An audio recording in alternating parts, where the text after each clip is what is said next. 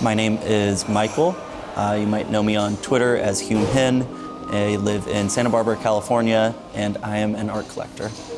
My brother is a blockchain engineer, and so I've been familiar with the crypto and blockchain space for a while. He texted me one day telling me that there was a new NFT platform built on Tezos that had just come out, and said that it seemed like something I might be interested in. And he actually sent me about $50 and told me to just go have fun and buy a couple things.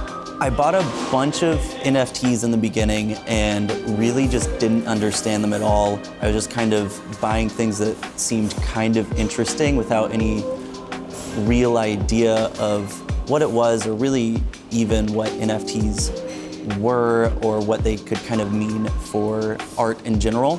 And it was about 2 weeks after I started collecting when I saw Ruben Fro's piece, A Starry Night, and I remember just seeing that, and that's when things clicked. I saw that this was a piece of art, it was gorgeous, and it wasn't anything that was able to be created in the physical world, and NFTs were kind of allowing artists to push boundaries that they weren't able to before.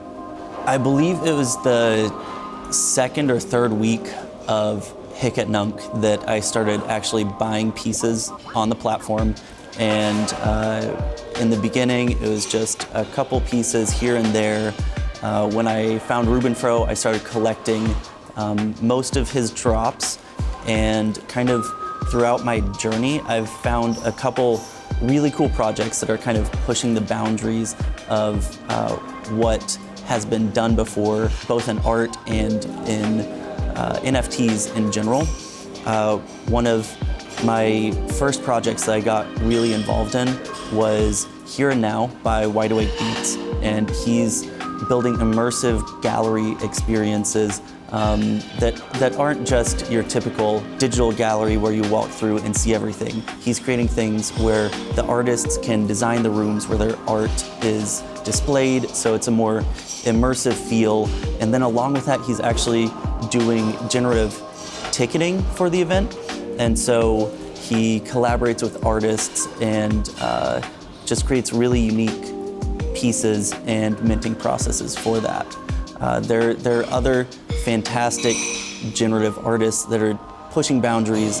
Landlines Art created art cards, and as far as I know, that was the first iteration of generative art where the collector, the minter, actually had some kind of input on how the generative piece was created and its final design.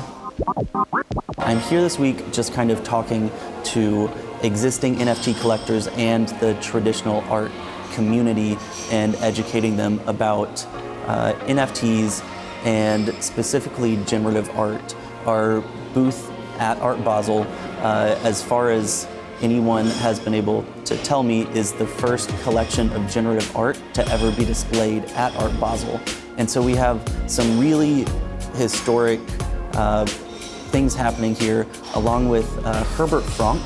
He is considered the father of generative art, and we have a piece that he created in 1979, and he actually minted it as an NFT on Tezos last week just to kind of show support for what's being done for the generative art community on the platform. And along with Herbert, we also have 4 modern generative artists who have written code to allow visitors to our booth to mint their own NFT and have kind of a souvenir from Art Basel. But it's not just a souvenir, it is a piece that when it is generated, it is put up on the walls of the booth, and so they will have a piece of art that was on display at Art Basel.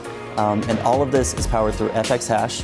FX Hash is only about 7 months old, but they have just exploded in popularity. They are the largest generative art platform on any chain, and they are just really empowering generative artists to push boundaries. And it's just really cool being able to see a piece of art history happen just right in front of you. I've been working the Tezos booth all week, and there have been so many traditional art community members come to our booth and just take the time to talk with me about generative art and what NFTs actually are. And so we've made it so they're able to mint these pieces, and it only takes them about 2 minutes to set up a wallet and trigger the code and receive their pieces. For generative art to really be on display at Art Basel, it's such a huge step forward just for generative artists. And NFT art, digital art, it's not just about generative art having the Tezos booth here. It's legitimizing what NFTs can bring to the art community and how technology and art can work together to kind of advance together.